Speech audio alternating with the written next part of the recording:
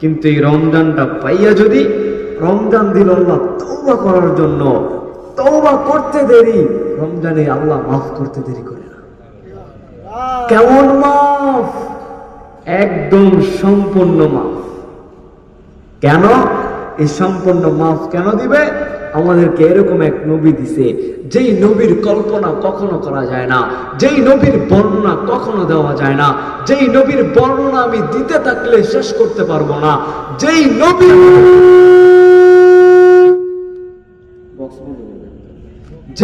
আমাদেরকে দিল। কেমন নবী দিল? আমাদের নবী যখন পেটে আসছিল, আমাদের নবী যখন আম্মাজানের পেটে, তখন যখন রাস্তা দিয়ে হাঁটতো, রাস্তার দিকে যখন হাঁটতো, আসমান থেকে চাঁদটা যেন সালাম দিত, আয়েশা আম্মাজান আপনাকে সালাম দিলাম। রাস্তা দিয়ে যখন হাইটে যাইতো, গাছগুলা মাথা নোয়া দিত।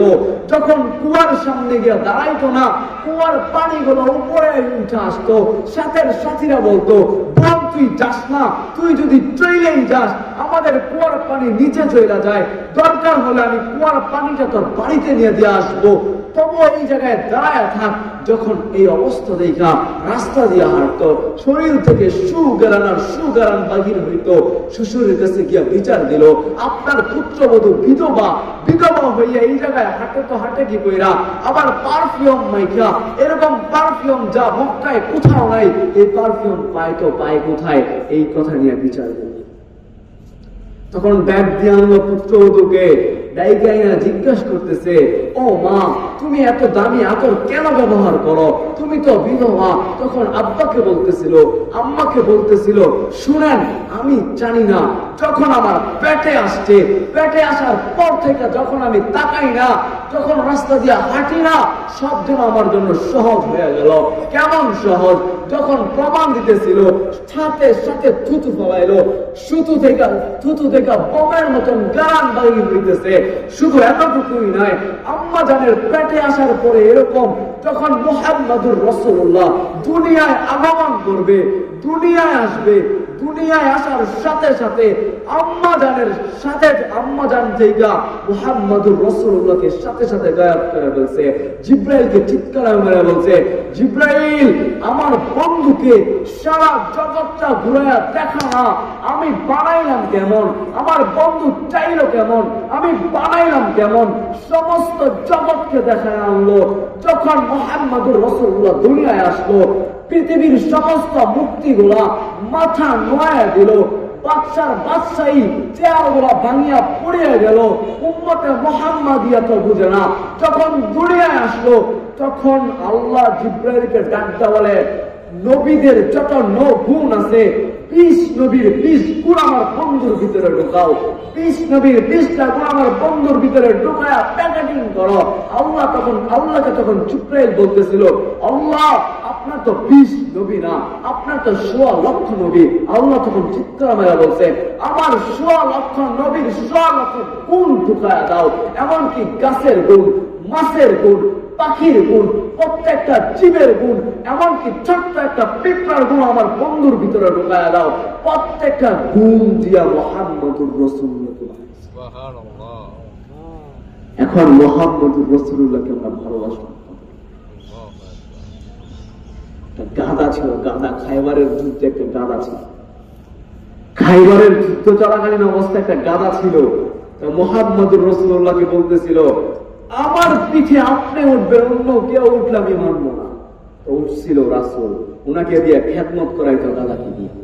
তো যখন দুনিয়া থেকে রাসূল চলে গেছে, তুই গাধা চিৎকার মেরে বলে, আল্লাহ যেই চোখ দিয়া নবী দেখবো না, যেই পিঠে নবী থাকবে না, যেই নবীর খেদমত করতে পারবো না, ওই জীবনও চাই না, জীবনও চাই না।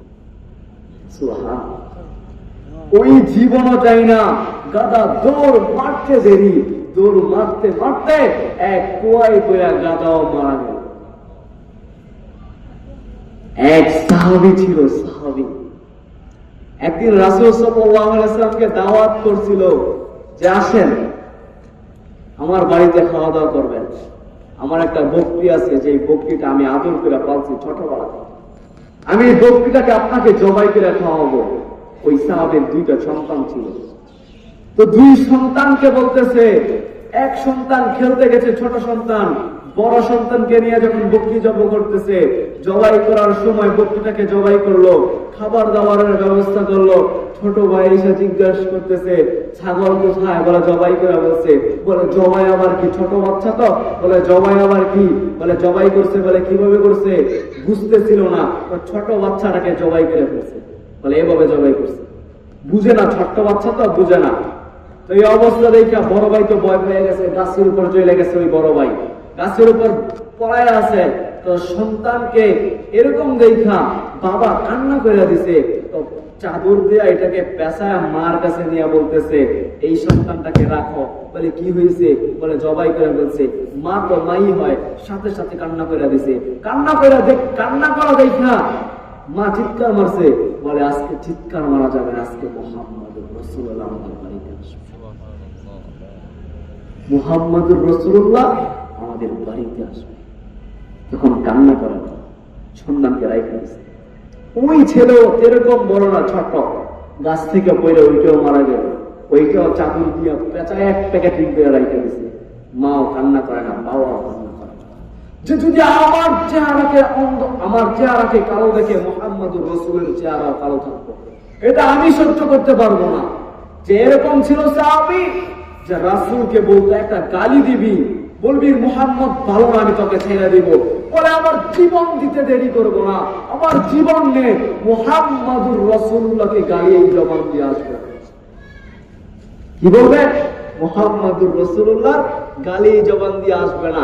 আপনারা যেই কয়জন এই জায়গায় থাকেন আমার কিন্তু আপত্তি নাই, কিন্তু যেই কয়জনই আছেন, কয়জন এই জায়গা থেকে বলতে পারবেন যে আমি প্রত্যেক দিন আমার বাড়ির কোরআন শরীফটাকে নিয়ে আমি পড়তে পারি না, কোরআন শরীফটাকে নিয়ে বুকে লাগায় বলি মালিক আমি তো তোর কোরআনকে পড়তে পারি না, আমি তোর কোরআনকে ভালোবাসি? আছেন? বলতে পারবেন? কেউ নাই। অথচ কোরআনটা পুরা ময়লা হয়ে আছে, কেউ তো কোরআনটাকে একবারও দেখে না, একজনও তো হাত তুলতে পারলেন না। তো দুনিয়ার জন্যই তো পাগল হয়ে আছেন, ঠিক না? যে বাড়িটাতে থাকেন, এই বাড়িটা তো বাবা। কয়জন আছে এই জায়গায় যে প্রত্যেক দিন আমার বাবার জন্য আমি 2 রাকাত নফল নামাজ পড়ি? আছে? আমি 50 টাকা বলতেছি না। কেউ কি প্রত্যেক দিন বাবার নামে 1 টাকা, মার নামে 1 টাকা দান করেন? হ্যাঁ, করেন নাকি? অথচ ভিডিওটা তো বাবারই ছিল, ঠিক না? দুনিয়া এটাকে, দুনিয়া এটাই দুনিয়া, যে আমাদের ছোট্ট জীবন, যদি ছোট্ট জীবনটাকে ঘুরে নিয়ে চলে যেতে পারি, আল্লাহ কোনো চেহারা দেখবে না, কারো রং দেখবে না, কারো দম দেখবে না, কারো টাকা দেখবে না, কারো পয়সা দেখবে না, কারো সম্পদ দেখবে না, কারো মহল দেখবে না, কারো চেহারা কুচ্ছিত বা কারো কিচ্ছু দেখবে না, দেখবে শুধু তার ভিতর। আমি তো কালো, ঠিক না? আমার হাত তো সাদা। হযরতে বেলাল কেমন ছিল? হ্যাঁ, ওনার মুখের কোয়ালিটি না ভালো ছিল, না রঙের কোয়ালিটি ভালো ছিল, না কৃতদাসী ছিল, কৃতদাসীর থেকেও কৃতদাসী ছিল। কিন্তু হযরত মুহাম্মদুর রাসূলুল্লাহ যখন জান্নাতে দৌড়াইতেছিল, জান্নাতে ঢুকতে দেরি, মুহাম্মদুর রাসূলুল্লাহর আগে হযরত বেলাল দৌড়াইতেছিল। হযরত বেলাল দৌড়াইতেছিল, হযরত বেলাল দৌড়াইতেছিল, যে ওনার রঙও ছিল না, ডমও ছিল না, কিচ্ছু ছিল না। ফেরাউনও চলে গেছে, মূসা আলাইহিস সালামও চলে গেছে, মুহাম্মদুর রাসূলুল্লাহ চলে গেছে, আবু জাহেলও চলে গেছে, নমরুদও চলে গেছে, সবাই চলে যাবে। ভালো কাজ করলেও চলে যাবেন, খারাপ কাজ করলেও চলে যাবেন, যা করবেন চলে যেতে হবে, চলে যাইতে হবে। দুনিয়া থাকার জায়গা না হয় কখনো আসতো না। পূর্ণ জাগিয়ে দিন না, প্রত্যেক নতুনকেই পুরাতন হইতে হয়, প্রত্যেক নতুনকেই পুরাণ হইতে হয়। বন্ধ করে দেন, প্রত্যেক নতুনকেই পুরাণ হইতে হয়। একদিন আমরাও পুরাণ হব, একদিন আমরা মাটির ভিতরে চলে যাব। যে মাটির ভিতরে চলে গিয়ে আমাদের জবাবটাকে ঠিক মতো আসতে পারবো কিনা, যে আমাদেরকে ক্ষমতার পাওয়ার দিচ্ছে বিদায় ক্ষমতা দেখায়, ঠিক না? আল্লাহ বলে কি জানেন, তোমাদের দিকে তাকায় সাগরটা চিৎকার মেরা বলে, মালিক আমি ঢেউ দিয়ে উঠলাম, তারা নাফরমানি করে, আমি তাদেরকে সাথে সাথে ডুবায় ফেলবো, অনুমতি দেন না। আল্লাহ বলে না না না, আমি তাদেরকে অনুমতি দিব না। আল্লাহ তোমাদেরকে কিরকম পরীক্ষা নেয়। আল্লাহ আসমানটা তো কুটি ছাড়া দাঁড় করে রাখছে, আসমানটা তো বাইনা পড়তে পারতো।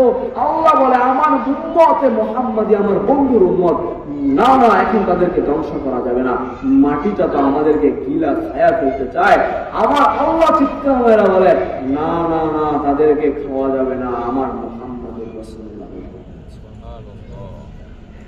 মাটিটা আমাদেরকে ছায়া ফেলতে চায়, কিন্তু আল্লাহর অনুগত্যে, রাসূলের দয়ায়, আল্লাহর দয়ায়, রাসূলের কথায় আমাদেরকে ছাড় দিতেছে। না হয় যে গুটি ছাড়া যে আসমানটাকে দাঁড় করায়, মাটির উপরে, পানির উপরে যে জমিনটাকে দাঁড় করায়, আসমানের নিচে যেই সাগরটাকে ঠিক মতন রাখতে পারছে, বলেন আপনি আর আমি তো 3.5 হাত, আমাকে আর আপনাকে কি রাখতে পারতো না? না পারতো না, আপনাকেও রাখতে পারতো, আমাকেও রাখতে পারতো, কিন্তু স্বাধীনতা দিয়া পেয়েছে। স্বাধীনতা পাইয়া যেন স্বাধীনতাহীন না হয়ে যায়, স্বাধীনতা পাইয়া যেন স্বাধীনতাহীন না হয়ে যায়। সামনে রমজান, এই রমজানটাকে কাজে লাগানো উচিত। কিভাবে লাগাবো? আমি বললাম কোরআন পড়তে পারে না না পারেন, কোরআনটাকে করবেন, আঙ্গুল দিয়ে তাকায় তাকায় অক্ষরগুলোর উপরে নিতে থাকবেন, আঙ্গুলগুলোকে ধরবেন, বলবেন আল্লাহ আপনি যা বলছেন তাই সত্য, আমি আপনার কোরআনকে করতে পারি না, আপনার কোরআনকে বুঝতে পারি না, আপনার কোরআন বুঝি না, কিন্তু আপনার কোরআনটাকে আমি ভালোবাসি, আপনার কোরআনটাকে আমি ভালোবাসি, আপনার কোরআনটাকে আমি ভালোবাসি, আপনি কি আমাকে ভালোবাসবেন? বাসবে না নাকি? অবশ্যই। আর অনেকে বলবে আমি গাড়ি নিয়ে ব্যস্ত, আমার টাকা নিয়ে ব্যস্ত, আমার ব্যবসা নিয়ে ব্যস্ত, আমার মাইক নিয়ে ব্যস্ত, ক্যামেরাম্যান ক্যামেরা নিয়ে ব্যস্ত, গাড়িওয়ালা গাড়ি নিয়ে ব্যস্ত, দোকানওয়ালা দোকান নিয়ে ব্যস্ত, পয়সাওয়ালা পয়সা নিয়ে ব্যস্ত, অফিসার অফিস নিয়ে ব্যস্ত। সবাই তো ব্যস্ত থাকে, সবাই তো ব্যস্ত কাটায়, সবাই তো ব্যস্ত থাকে, কিন্তু রমজান মাসটাকে যদি আল্লাহকে পাওয়ার জন্য কাটায় দেয়, আল্লাহ কি দিবে আমাদেরকে? জান্নাত। সময় থাকলে আমি জান্নাতের দিকে যাইতাম, আমার সময় না। যদি সময়টাকে কাটায়া, এই রমজান মাসটাকে যদি কাটায়া, যদি রমজান মাসের ভিতরে আমি তাকায়া দেখতে অবাক হয়ে যাই যে মেয়ে নিয়ে ঘুরে কি কইরা ছেলেরা, বিড়ি টানে কি কইরা, দাড়ি কাটে কি কইরা, যে রমজান মাস, হ্যাঁ কি কইরা করে আমার বুঝে আসে না। যে রমজান মাসের মতন দিন পাইয়া, সবাই কিন্তু এই রমজান মাস পায় নাই, সবাই পায় নাই, সবাইকে আল্লাহ দেয় নাই, আমাদেরকে দিছে। আবার লাস্টের 10 দিনের ভিতরে এরকম একটা দিনও দিয়া দিছে যেটা ভেজর রাত্রে পাওয়া যায়, সেটার নাম জানেন নাকি? হ্যাঁ, সবে কদর। আপনাকে যদি জিজ্ঞাসা করে আল্লাহ কিয়ামতের ময়দানে কি নিয়ে আসছিস, যদি 10 দিনের ভিতরে একটা দিন দেখায় দেন যে শবে কদরে নিয়ে আসছি, আল্লাহ শবে কদরে তো 80 বছর, আল্লাহ আমি 80 বছর নিয়ে আসছি, আমি বাঁচতাম 60 বছর, 20 বছর পান আমাকে দেন। আরেকটা হাদিসও আছে, যেহেতু মুরব্বীরা বসা, যে দাড়ি আমরা কাটতে পাগল হয়ে যায়, ঠিক না? আমি তো দোয়া করি আমার দাড়ি কেন পাকে না।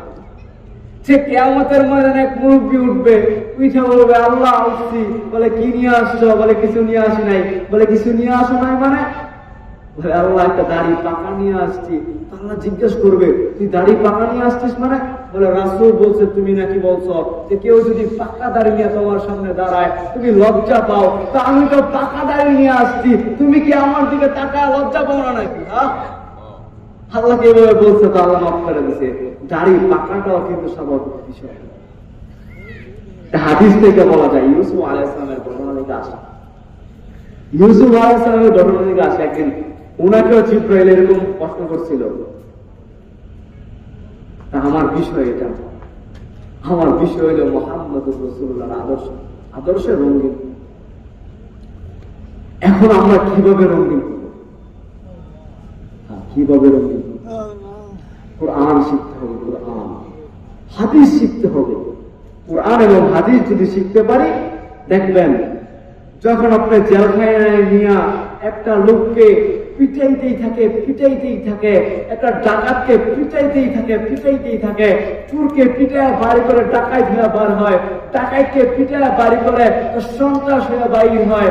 তো আমরা যখন দেখি তাকায়া ইস্তেমার ময়দানে, চরমনায় পীর সাহেবের ময়দানে, তখন দেখি আমরা তাদের চোখ দিয়া পিটাও লাগে না, বাড়িও লাগে না, চোখ দিয়া বাহিরে হইয়া আপনি পানি বাহির হয়ে থাকেন। তার মানে বুঝে গেল কি, মানুষকে যদি নৈতিক শিক্ষা দিতে পারে, মানুষকে যদি কোরআনের শিক্ষা দিতে পারে, মানুষকে যদি হাদিস বুঝাইতে পারে, মানুষকে যদি রাসূলের আদর্শবান বানাইতে পারে, তাহলে তাদের থেকে ভালো মানুষ বানানো দুনিয়া আর কেউ পারবে না। ঠিক না? হাদিস শিখলে, কোরআন শিখলে, এখন অনেকে বলে শরিয়া আইন বাস্তবায়ন করা যাবে না, এখন বলে না, বুঝে না শরিয়া আইন শরিয়া আইন অর্থ হল আল্লাহর আইন। আল্লাহর আইন বাস্তবায়ন করলে চাঁদা থাকবে, দুর্নীতি থাকবে, অন্যায় থাকবে। আমি কিন্তু দলের কথা বলছি, আমি কিন্তু দলের না। শরিয়া আইন থাকলে আল্লাহর আইন মানে কিন্তু দলের আইন না, কারো আইন না। আল্লাহ বলছে, আল্লাহ কি বলছে? হাত কাটো চুরি করলে, হাত কার কাটবে? যে চুরি করছে টাকা খাবারের জন্য তার হাত নাকি? হাত কাটতে হবে তার এক কলমের খোঁচায় কোটি টাকা, এক কলমের খোঁচায় কোটি টাকা দেয়, বিদেশে পাচার করে। ঠিক না? তো যাই হোক, আমি কিন্তু রাজনৈতিক দলের কথা বলতেছি, আমি যেটা সত্য ওইটা বললাম। আমাদেরকে তিনটা বৈশিষ্ট্য দিয়ে আল্লাহ বানাইছে। এক, বানাইছে মুসলমান, দুই উম্মতে মুহাম্মাদিয়া, তিন মানুষ। আল্লাহ আমাদেরকে কুকুর, বিড়াল, শূকর বানাইতে পারতো। আল্লাহ বলে না, আমি তোমাদেরকে মানুষ হিসেবে বানায়া পাঠাইলাম। শুধু মানুষ হিসেবে বানায়া পাঠাই নাই, শ্রেষ্ঠ মানুষ হিসেবে বানায়া পাঠাইলাম। আল্লাহকে যদি জিজ্ঞেস করি, আল্লাহ আমাদেরকে তো শ্রেষ্ঠ বানাইলেন, আমাদেরকে তো শ্রেষ্ঠ হিসেবে বানায়া পাঠাইলেন, কিন্তু ফেরেশতার দিকে তাকাইলে দেখে আমাদের দিকে তো শ্রেষ্ঠ ফেরেশতা। ফেরেশতারা আমাদেরকে চিৎকার মেরে বলে লা ইলমা লানা ইল্লা মা আল্লামতানা। আল্লাহকে যদি জিজ্ঞেস করি, আল্লাহ ফেরেশতা কি বলে? আল্লাহ ফেরেশতা আমাদের দিকে তাকায় বলে, আল্লাহ আপনি যতটুকু জানাইছেন আমরা ততটুকুই জানি, কিন্তু মানুষ কি নামের আগে লাগে না? এরকম বিদ্যাপীঠ লেখে না? তো মানুষ বিদ্যার দিকে সবচেয়ে সেরা, ফেরেশতাদের থেকেও সেরা। সুন্দরের দিকটা মানুষ সবচেয়ে সুন্দর। এখন মানুষ কিভাবে সুন্দর বলবো? সময় শেষ করে দিচ্ছি। ওইদিকে গেলাম না, আরেকটু যদি সময় হয় বলবো ইনশাআল্লাহ। রাসূল সাল্লাল্লাহু আলাইহি ওয়াসাল্লামের আদর্শ নিয়ে আলোচনা করব। এখন আমি শেষ করে দিতেছি। যদি আল্লাহ পাক আমাদের তৌফিক দান করে, বলবো আমাদের ছোট্ট জীবনটাকে গড়া উচিত। আমাদের রমজান পাইয়া এই রমজান মাসের ভিতরে যাতে আল্লাহকে ভালোবাসতে পারি, আল্লাহকে পাইতে পারি, নামাজ ঠিক মতন করতে পারি, ব্যবসার দিকে না তাকায়া, ব্যবসায় যদি 10 টাকা লস হয় লস হোক, যদি ব্যবসার লস হইয়া আল্লাহকে পাইতে পারি সেটাই বড় বিষয়। যদি আল্লাহকে পাইতে পারি, আমি শুধু দুনিয়া পাবো না, জান্নাত পাবো। এরকম এক জান্নাত হুজুর আলোচনা করবে, হুজুর অন্য বিষয়ে আলোচনা করে করো ইনশাআল্লাহ। আমি আরেকদিন আপনাদেরকে শোনাবো। আসসালামু আলাইকুম।